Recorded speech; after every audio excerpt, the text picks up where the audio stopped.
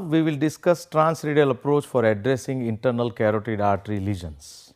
As you all know that internal carotid artery stenting is a very demanding intervention. A good amount of work has already been done through femoral route.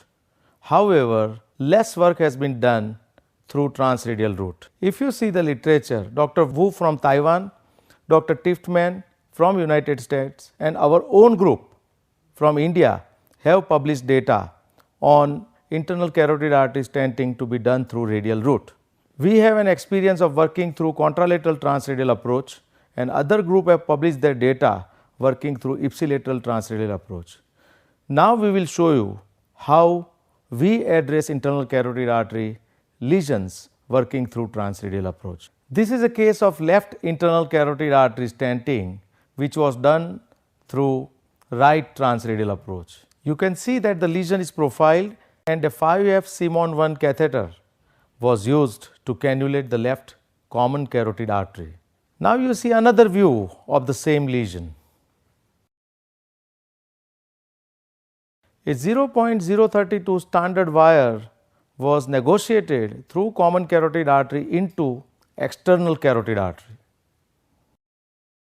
And now Simon 1 catheter was replaced by a 5F JL4 diagnostic catheter and a 6F Pinnacle sheath 90 centimeter long was negotiated into the left common carotid artery using the telescopic technique. Now you see the telescopic technique is in progress.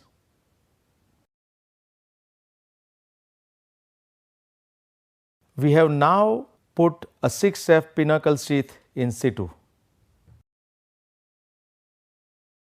A 0.014 BMW PTCA guide wire is negotiated in the left internal carotid artery through the lesion.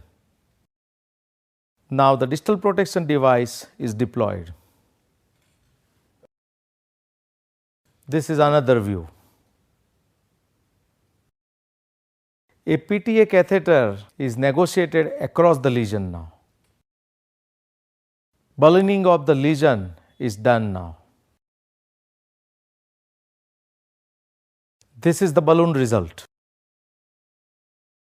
We have now negotiated a self-expanding stent.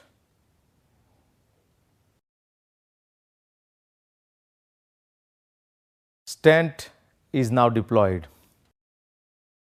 Post-stent balloon dilatation is in progress.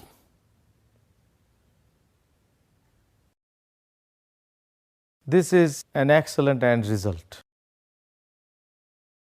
And this is the another view showing the result.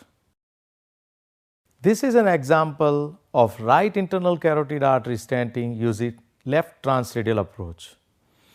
A 5F Simon 1 catheter was used and a 0.032 inch hydrophilic wire was negotiated into the right subclavian artery. The guide wire was then directed further into the brachial artery. Simon 1 catheter was negotiated over the wire and placed deep in the right subclavian artery. A 6F Pinnacle sheath was negotiated using the telescopic technique over the Simon 1 catheter.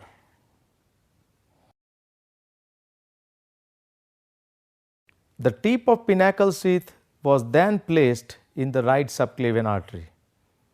Gentle pullback led to selective cannulation of right common carotid artery and demonstration of culprit lesion was done. The distal protection device was then deployed.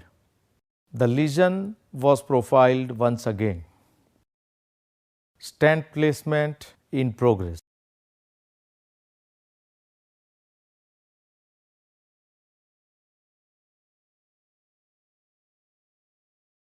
Stent deployment done.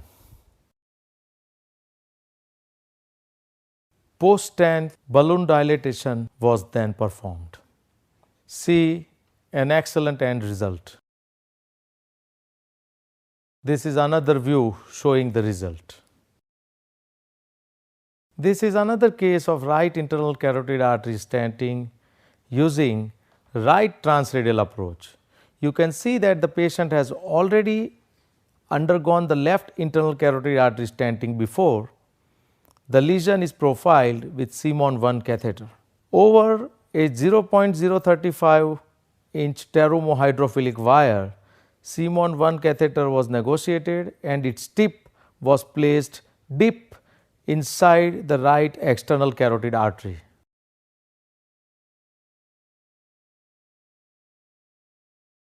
A 0.035 inch pteromohydrophilic wire was then replaced by a 0.035 inch superstiff wire.